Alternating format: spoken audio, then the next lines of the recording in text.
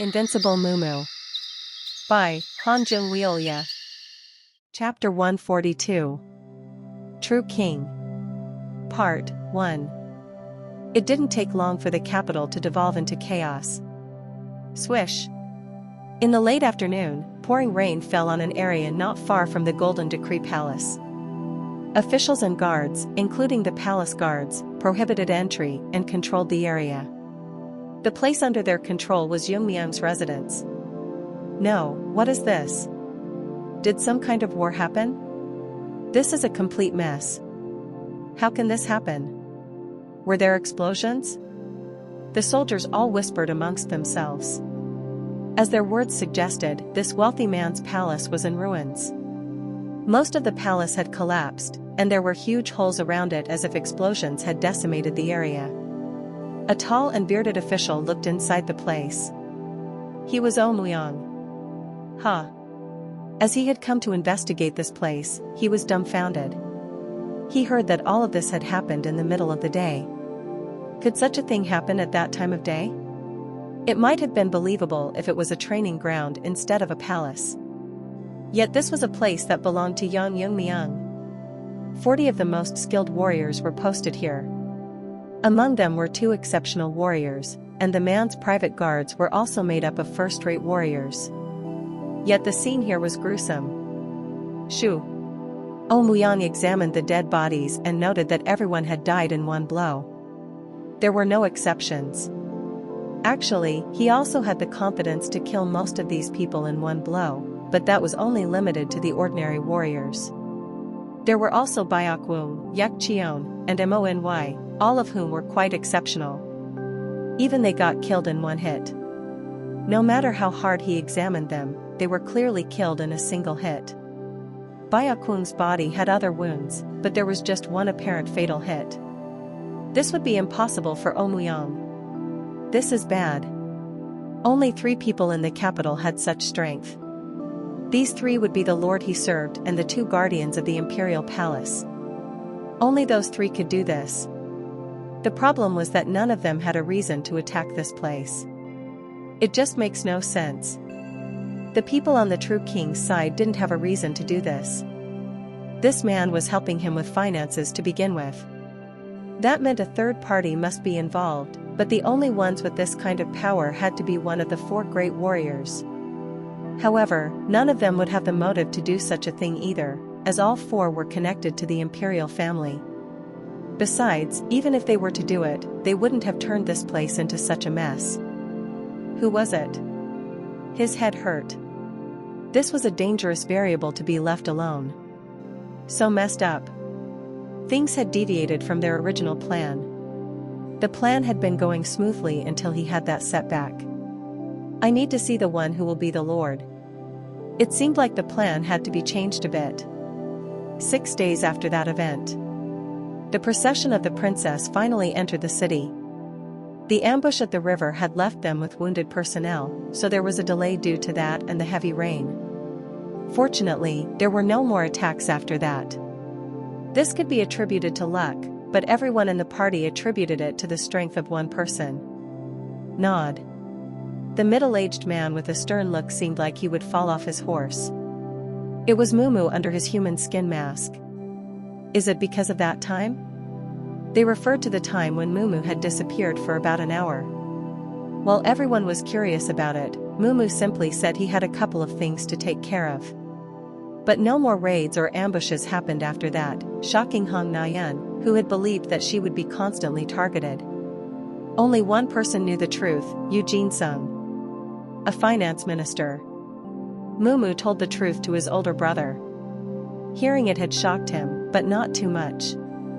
If it was Myung, one of the 3 powers of the palace, he wasn't surprised that the man was aiming for the princess. The fact that Mumu killed them was more shocking. You killed them all? Yes. No matter what they did. If I leave them alone, they will continue to bother me. He was slightly shocked at how casually Mumu had said those words. Although the boy had a naive side to him, he realized that Mumu showed no mercy to an enemy. Yet killing them all was something that he didn't expect. At first, Jin-sung tried to scold him, but he couldn't get himself to blame Mumu, who had saved his own life. They were the ones who didn't mind people suffering for their sake. It was ridiculous to blame Mumu for killing such people. The choice he took was perhaps right. Seeing that the path forward was easy after the main culprit to their troubles had been eliminated filled him with a good feeling. I envy him. Jin-sung was suddenly envious of Mumu. He wasn't envious of the boy's power. He had become an official to clear the black spot on his father's name, but he was now tired of all the politics around him. On the other hand, Mumu wasn't fazed by it. This was why he could punish them without another thought. Isn't that the life I was hoping for? He felt that way when he saw Mumu but didn't hate the path that he took. This path had allowed him to clear his father's name after all. Shoo! At that moment, Hong Nayan tried to wake Mumu. Was there something she wanted to say to him? Master Yu. Would you like to talk privately with me for a moment? Mumu, who had been asleep, nodded, and the two moved slightly ahead of the party. Mumu looked at Hong Nayan, and she returned his gaze. You can speak, Mumu. You knew? You must have known too. Mumu scratched his head at that. Actually, Jin-sung hadn't told her, but she had noticed his identity after their conversation. But what did you want to speak about? I want to request something. Request? She sighed slightly at his question. Honestly, there was too much that she wanted to say. She had a strong will to try to solve things independently instead of asking for help due to her personality. This time, however, she needed this. It isn't like I am ordering you or forcing you to do it as a member of the royal family. I ask this as a senior to a junior of the academy or a normal person. Mumu was curious about her words and asked. Can I ask what it is? His Highness. My father. His Highness the true king. You want me to help the true king? Mumu frowned. He couldn't understand what this was about. In response to his reaction, she whispered, I am saying this to you alone, so do not speak it to anyone. My father is constantly in danger. It is as you heard. My father is always under surveillance because he has fallen out of favor with the current emperor and other members. At her words, Mumu tilted his head. This was different from what Jin-sung had told him. Hong Nayan's father, the true king, was supposed to be the successor to the current emperor. He heard that they were close. The king was deeply trusted and had been given territory, so what was happening here? I thought His Highness was the most cherished sibling of the emperor. That is what is known, but the reality is different. A different reality? My father is the servant to the emperor, and his role is meant to keep him in check. In check? Yes. Hong Nayan looked at Mumu. This was the first time she had told anyone about this. This showed that Mumu was her only hope. She then bit her lips and spoke with red cheeks. My father is the second son and not the eldest son, yet he was highly virtuous among his siblings and excelled in everything, so his father's trust was strong in him. However, the more that happened, the more hatred the emperor had for him. She remembered the past. At that time, there were rumors of her father overthrowing the firstborn prince. That was how accomplished her father was. He had been close enough to be a potential successor to the position of emperor, but the situation changed when the then emperor fell ill. That was the starting point. The first son quickly took control of the palace and ascended the throne by using the pretext of being the eldest child. The empress, who knew of her husband's wishes, refused to hand over the seal to the eldest son, and many ministers were also against it. It turned into an internal war, and my father was concerned about the many sacrifices due to this, so he eventually persuaded his mother to give up the seal. He conceded it? Right. This was a hidden secret. However, that decision only became poison.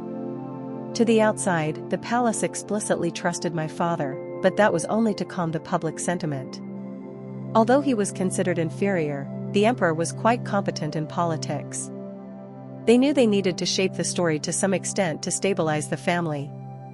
As the court stabilized, the emperor began to fill the prominent positions with the people he trusted and isolated his brother by throwing away those who supported him.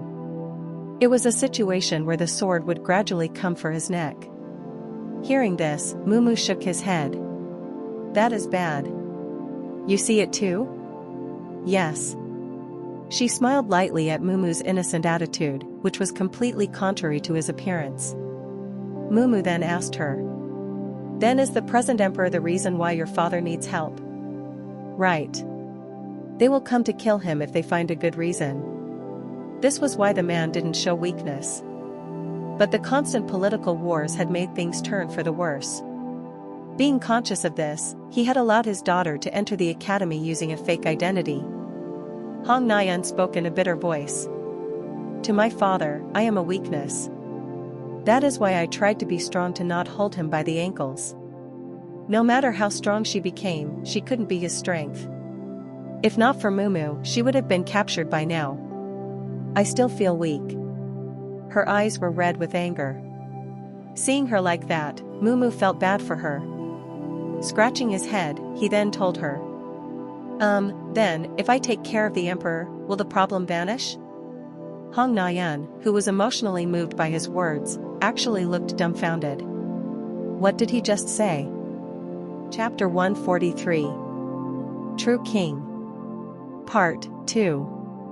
One of the 6 departments held the military. Among the 6 of them, one person was in charge of military affairs. Even within that, there was a sub-department which took care of practical affairs, the experience division, and among the 12 divisions it held great authority.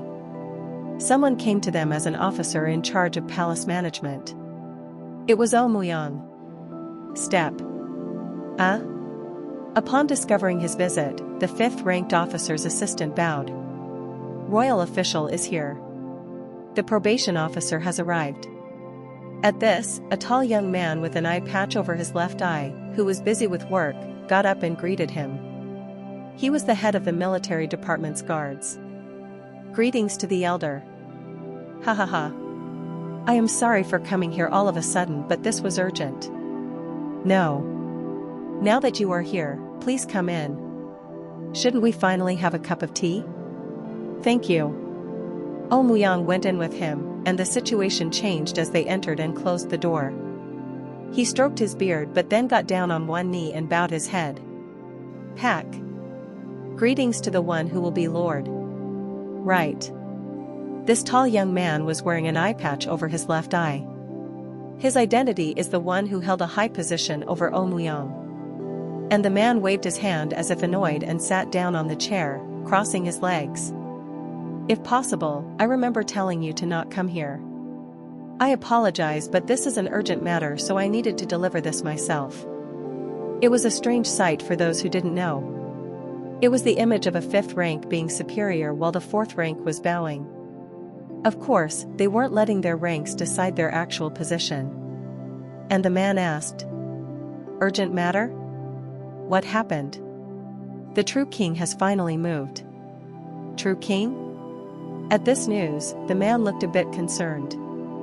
The true king, who heavily defended his position despite all efforts of the emperor's side, finally moved. This made him smile. Even he cannot help it. In front of one of his own. Right. I never thought he would crawl out on his own. In the meantime, I think planting a spy is good. It took nearly 2 years to get information about his daughter who was in the academy. No matter how careful he was about keeping his daughter secret, they knew that he would try to contact her by any means possible, and as a result, they were able to trick the princess. They must be on their way back to the capital. Looks like they are almost here. That was quick. It appears to be moving quietly with less officials, but still they cannot escape our eyes. They want to avoid being tangled. Seems so. Emperor's side? The palace has already moved. They moved? The hidden troops? The man's eyes lit up. The hidden troops were like a secret society which had been nurtured in the palace due to the incident 17 years back.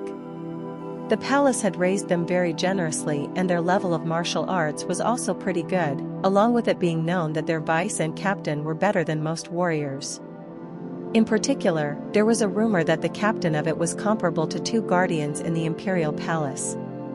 As such, the palace had been developing their own troops for a long time. If they used them, then they don't want to miss this chance. Seems like it. Finally, the stage is set. Yes. The time you have been waiting for has come. If the true king was dealt with this time, the other people can be easily dismissed. If that happens, the things they were planning for would finally begin. At this, the man got up. I get it. Then we should start getting. Ah. Lord-to-be, there is something you need to know before that. Something else? Just in case, since we never know, it seems like we have to take care of one person before the hidden troops do anything. One person? Who is that? Liang spoke in a low voice. Eugene Sung, the royal inspector. There was information he received which was shocking, and he wanted to let the man die for the sake of the greater good. But right now it felt like they had to catch him. In order to prevent the worst possible outcome that they had to be wary about. Princess Hong Nayan was dumbfounded at the words she heard. What she wanted was to ask him to protect her father in case of an emergency. However, she didn't know that such dangerous words would come from his mouth. To take care of the emperor? It was a statement which even the most skilled warriors wouldn't say, as it could be considered treason on the part of Mumu. If someone else had heard this, it would be a mess. But thankfully, there was no one else around. You shouldn't say things like that. Mumu. Why though? Why? The other side. The culprit is making it hard for you and His Highness, so wouldn't the problem be solved if the emperor was dealt with? He truly was constantly speaking out.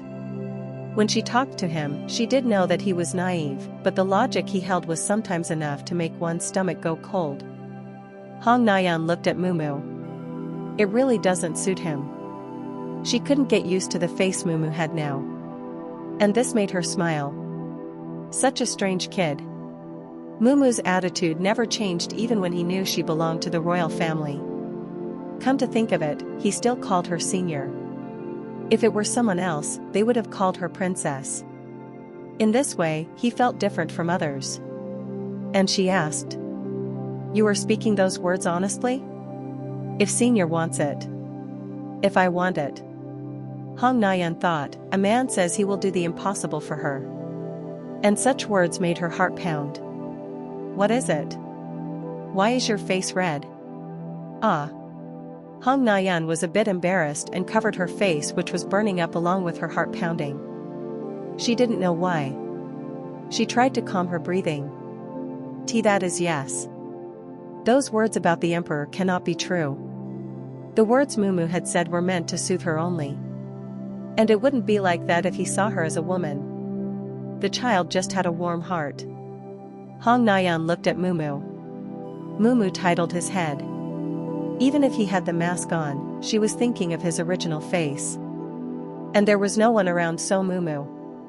Hong Nayan spoke with her pounding heart and then tried to reach for Mumu's face. At that, Mumu turned his head. As a result, Hong Nayan felt a bit embarrassed and ashamed. What was I trying? See that? At his words, she ended up turning to the side Mumu was looking at. Something like dust could be seen rising. It was a herd of horses. Even from a distance, it seemed to be well over 100 of them. Dud. And then came the sound of horses running. There were people in clothes with black on their back, making Hong Nayan frown. Masks? They were all wearing masks because this was a wide plain, and it was often such cases when large groups moved. But wearing a mask was different, it felt bad. Mumu. I think we need to move to our party now. It wasn't known if they were enemies or not, but the group surely outnumbered them, so she wanted to move back, and at that, Mumu shook his head. I think waiting here will be good. Wait. If it is an enemy, we cannot let them meet our party. Her eyes shone at the words of Mumu, who she thought of as innocent, but turned out to be more insightful. As Mumu said, if they moved back, then the procession would be targeted too. Their injuries hadn't even healed, and if a fight broke out, it would be death for all of them. You are right. But will this? Hong Nayan was about to continue, but she then took a light breath knowing it would be pointless. The man in front of her, he had defeated 2 of the 4 great warriors and cut down a collapsing tide to save everyone. It would be funny to worry when such a person was here. Dud. Before long the masked men on horses approached them, and she was hoping this was all just a coincidence. But as they got closer, the masked men pulled their weapons out, making things clear. Enemies. They were enemies, and Hong Nayan pulled out her bow. The bow she was holding was gifted to her by the Sichuan Palace Lord. This bow was made of redwood, which was known to be the most flexible wood, which meant its string could be pulled back further than that of a regular bow. Chuck. She pulled out 5 arrows at the same time and pulled them tight against the string. Creak. She glanced at Mumu and could notice he was fiddling with something on his left hand. What was he doing? She wondered, but then looked ahead. Dud. The masked men were now in the range of her bow, so she took a deep breath. We cannot help it. She realized that she could take advantage of this situation where she could bring people down from a distance, and did her best. 5 flower blooming shot.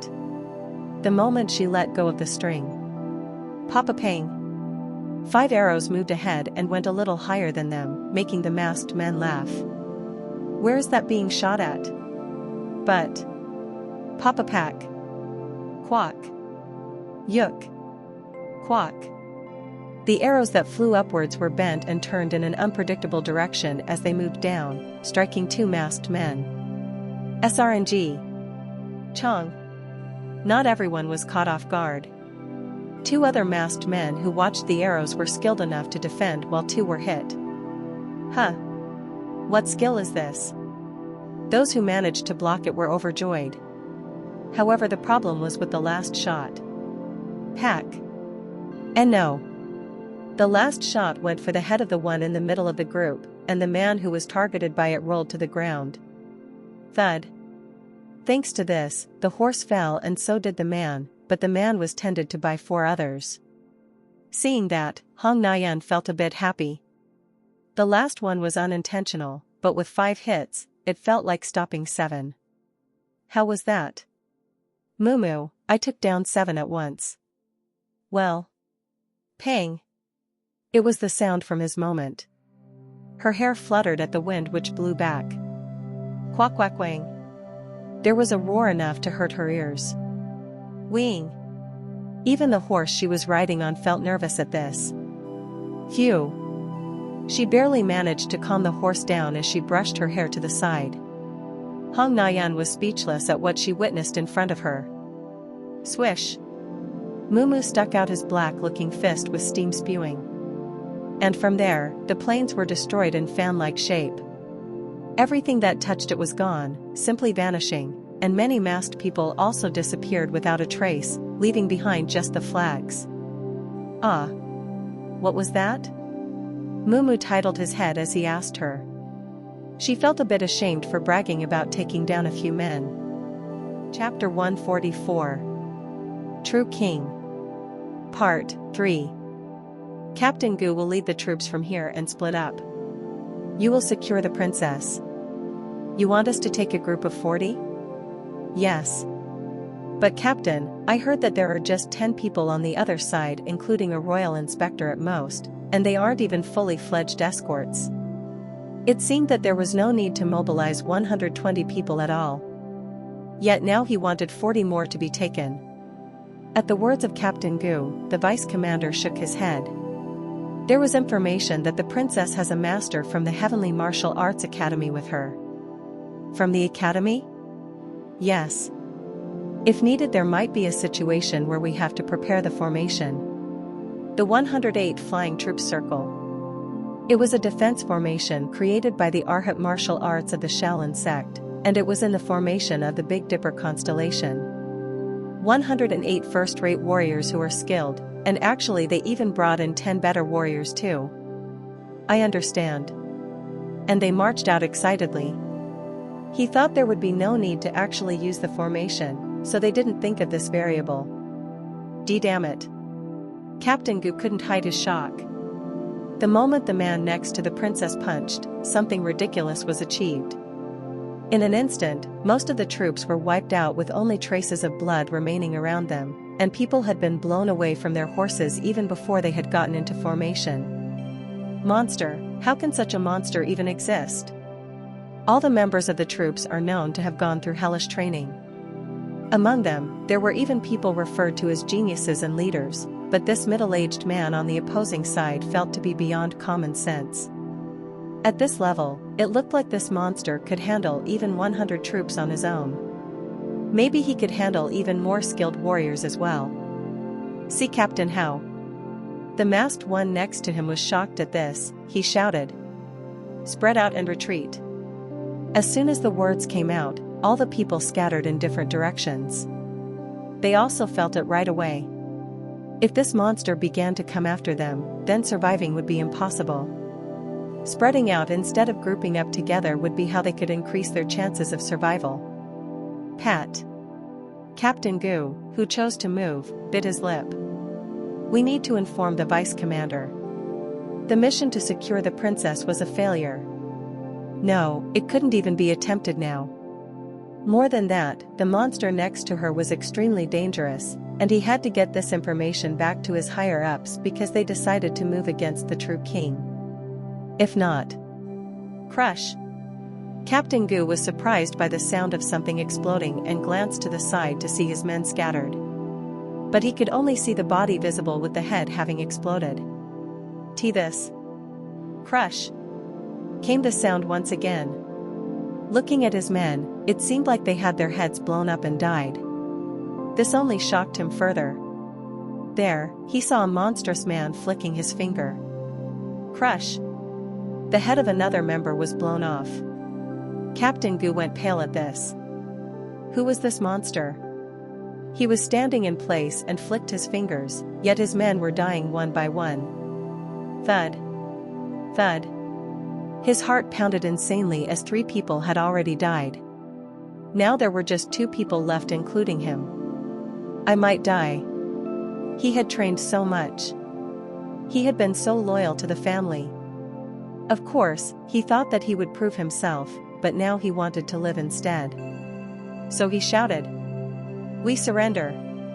Mumu, who still had the human skin mask on, was ready to flick his fingers once again but stopped in response. What do we do? Surprised by Mumu's flicking technique, Hong Nayan looked at the opponent who raised both his hands. Then, keeping this opponent alive will leak information about there being someone strong next to her. Mumu then said something unexpected. I think they were sent by someone else. Someone else? What do you mean? They are different from those who attacked us earlier at the cliff and river. At that, she asked, wondering. How do you know that? I killed the old man named Yang Yongmyung who was behind the attack earlier. What? Hong Nayan's eyes widened. Mumu flew out somewhere and came back in an hour, and no enemies had attacked them after that.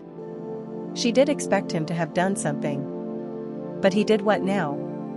The Minister of Finance is one of the Emperor's 3 vassals. Hong Nayan felt shocked at how bold Mumu had been acting up until this point. To kill a man who held the most power in the capital. Mumu felt unfazed, and he told her. The old man died, but since these people came again, we need to find out who sent them this time. Hong Nayan felt a little reassured by his words but scared as well. Other people might not know, but actions against Mumu had consequences. If they were regarded as an enemy, she knew Mumu would kill them, and for her this solidified the fact that Mumu could never be turned into an enemy. At the same time, in a hilly region 8 kilometers from there were around 300 masked people surrounding the bushes. Chong. Do not let them push us back. Protect His Highness. About 50 soldiers in armor were in a circle on the hill, and they fought constantly to protect one person. The target was a middle-aged man with a mustache, but he didn't feel like an ordinary man considering he had a set of armor different to those of the military. The middle-aged man was Hong Myungin. He was the true king and the one who ruled the Sichuan province. He looked nervous upon seeing the masked men who were targeting him. In the end, is this how it will be? They moved in a path which was rarely used and had few people to avoid the eyes of others, but this was also a trap laid for them. No, in fact, he knew this was a trap but couldn't help it. Nayan. The true king had no choice but to take this route because he heard of his daughter coming from the academy. And there was the danger of his daughter being held hostage, so he couldn't stay back anymore. He was a father despite being the king of Sichuan. The middle-aged man with a rough expression and deep scars around his eyes on the side of the true king said, "Your Highness, we warned you to not leave Elder Du's side. I am sorry. Ah Hyung. I ended up putting you in danger." At these words, the man clicked his tongue and held his blade tightly. The man was Ah Gong. In Murim, he was known as the King of Twin Blades and as one of the top 10 warriors. He was someone who never worked for anyone, but he came here now. "If we survive, make sure to pay me double." "I will surely do that." "As expected, break the rules and you lose a lot." TCH. Ah Gong clicked his tongue at this. Normally he would never accept a request from officials. But the request was granted because of his friendship with the true king. Most of them seemed to be first-rate warriors. Half the men brought in by the true king were skilled warriors Ah Gong brought along. But even they were outnumbered now. If there were just them, it wouldn't have been a problem, as skilled people can take out any number of warriors. But the problem was those ones. There was a man with a mask which looked odd, and he looked to be the one who would be the leader of these men. And next to him, there was another person with a white band around their forehead. If they had enough time, then he would be confident enough to subdue them, but right now with so many on their side, it didn't seem possible. He could feel it in the atmosphere. That person, that opponent was someone who wasn't too behind them. I cannot take my eyes off them. Thanks to that, he couldn't leave the true king's side. It was because it was clear that they were aiming to kill the true king, willing to use any means necessary. Soon the precious balance will break. It wasn't just a feeling, but he knew that the man with the odd mask would pounce the moment he saw an opening. The man seemed more skilled and more cautious than anyone else, waiting for the right time to pounce onto his prey. King of Twin Blades. Even if that man was skilled and in the top 10 warriors, he wouldn't be pushed back by much. One important thing was to mentally pressure the opponent. The position of protecting someone was a position that he had no choice but to take, which would turn him impatient as time went on. And this man, Vice Commander Qi Nanhang, aimed specifically for that. Soon it will come. The moment when the defense formation collapses, everything will come to an end. Vice Commander. The guy next to him pointed elsewhere, to the right of the defense circle. It is about time. The right side was going to collapse. The warriors were desperately trying to keep it from collapsing, but it felt too difficult to hold on. Quack! Quack! The sword pierced the chest of the enemy, and Ah Gong, who noticed the collapse of the right side, spoke to the king. "Do not be too far behind us, never fall behind." "I get it."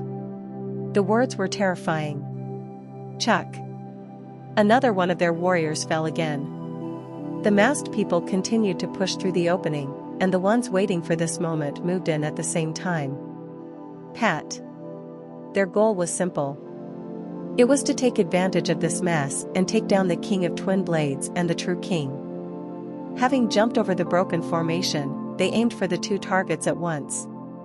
And they were a step away from killing them. Swish! Quack! As they were about to collide, something fell between them. As this was an unexpected situation, both sides were shocked. Phew! As it landed, the person between them stood up. Swish! White steam was flowing out of the body from the blackened muscles, which made the true king's eyes widen, especially when he looked at the girl in his arms. En Nayan. Father. The girl was none other than his only daughter, Hong Nayan. Hearing this, the eyes of Ji Nanhang trembled. Why is the princess here? Chapter 145. True King. Part 4. The true king, Zhang Miangyin, had tears welling up in his eyes. He had thought that it might be the end of his life as he desperately stood here, so how did this miracle happen? The daughter he had been pampering all his life, suddenly appeared here? Father. Nayan. The two hugged each other tightly with tears of held-back emotions flowing down as they met after many crises. The sight of this made the fight stop.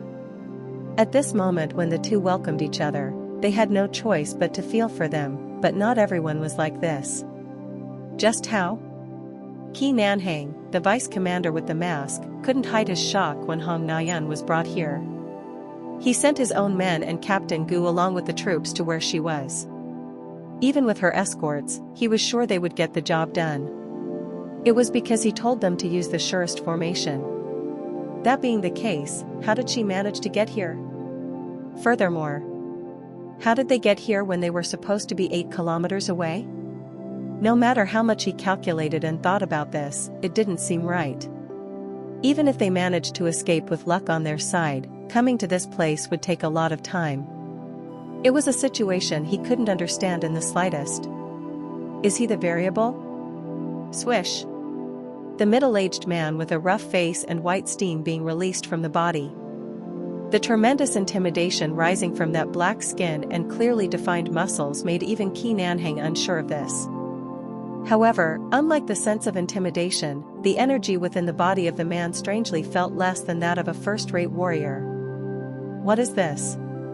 Due to the unexpected variable coming here, Qi Nanhang felt a bit hesitant, but there were those who didn't. It was the fierce wind troops captain, Mok. Princess. The daughter of the true king was right in front of him. Who brought her here and how they appeared weren't so important. There was a chance to deal with the true king and her at the same time, so there was no need to stare about this situation. Pat. Captain Mok, who was determined, moved to the left. At first glance it looked like he was going in a different direction, but he turned left because that was the only way he could get away from others' view. Pack.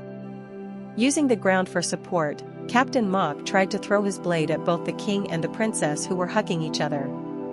Got them. He thought his sword would definitely cut the woman down at once. Clang. But his sword soared high and was prevented by the thin blade. Twin swords. Captain Mok's expression crumbled as he realized who stopped his attempt. If he had been just a little faster, his attack wouldn't have been prevented, but it felt like he had been too hesitant and wasted too much time. The true king was also startled at the metal sound which came from behind. Huh. Get back, father. Pack. Hong Nayan was pushed back behind her father as she moved as light as butterly. Weak. Pulling out arrows with her quick hands, she was ready to use her bow. As a martial artist, the basics in archery were quick shots. And in this situation where she moved back, she immediately shot at Captain Mok, who was a bit shocked. Pang. This. But the guy immediately avoided the arrow and, not missing the chance when he avoided it, Agong moved with his blades. It was to cut him down at the throat.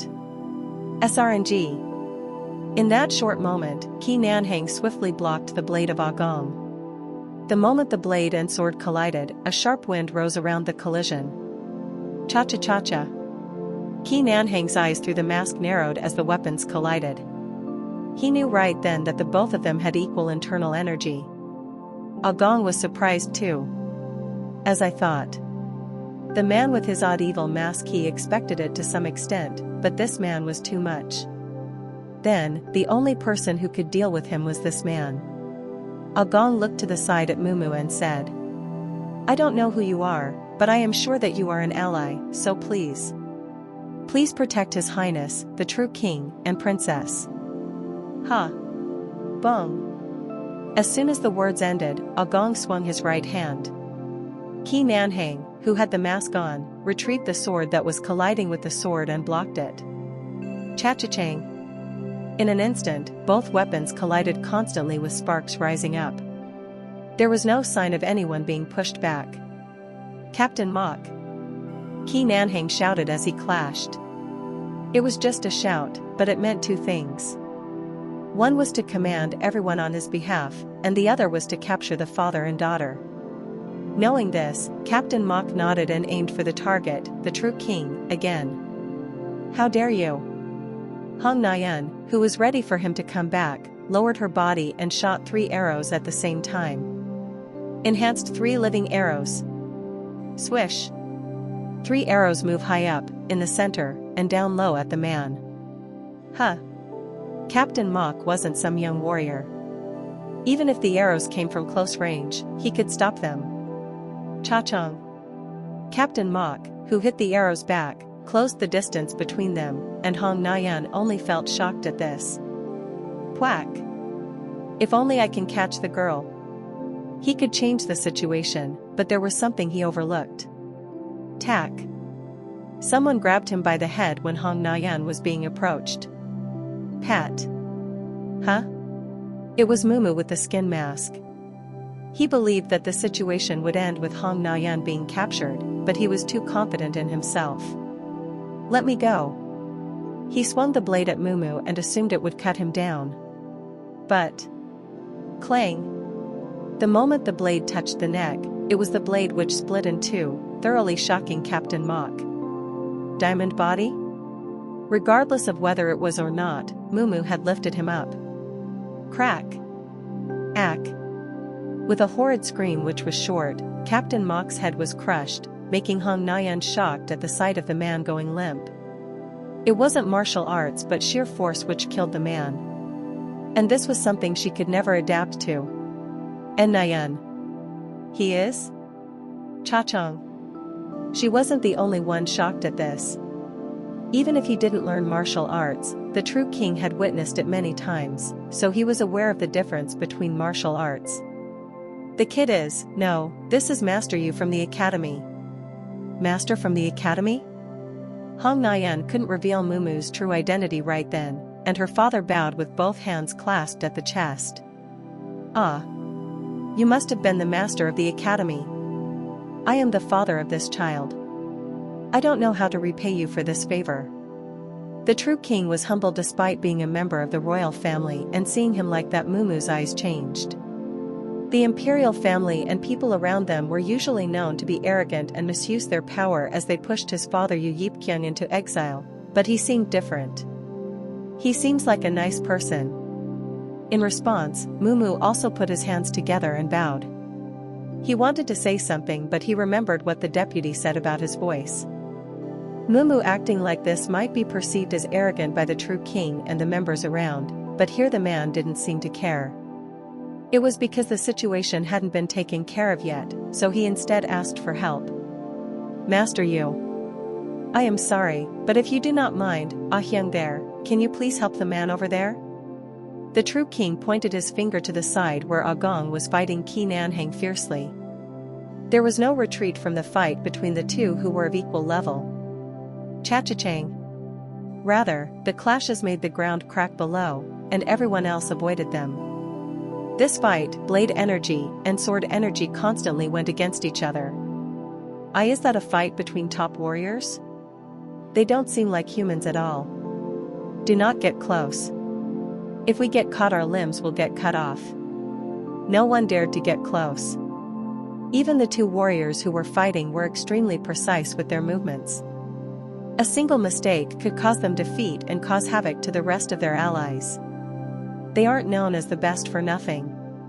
Strong. So strong. This is not something to be taken lightly. The two warriors fought, but they admired the skills of the others too. As much as the fight was between two opposite sides, they were still skilled people. And they felt it. It might take a while.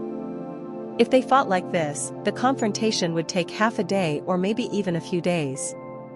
However, their expectations were wrong. Pat. It was because someone intervened between the two warriors. Who? To get in the middle of this was suicide, but the one who intervened was none other than Mumu. this. Chuck. At the sudden appearance of Mumu, Agong couldn't pull back his blade as he was too close to making contact, and even Qi Nanhang was in the same situation. Foolish man. Of course, Qi Nanhang had no intention of stopping his attack either. But CHCHCH. The sword energy and blade energy which touched Mumu's body wouldn't penetrate the skin at all. At this, Qi Nanhang and Agong's eyes widened. It could be said that the energy was condensed and refined for the most precise kill. This. He withstood this with muscles alone? Shoo. Mumu raised his hand up and lightly punched Qi Nanhang in the head. Crack. At that moment, the man spun like a top. Thud. And he fell to the ground. Agong, who saw this, was so shocked that his mouth opened wide. Even the true king was shocked and asked his daughter, "That person is the master of the academy?"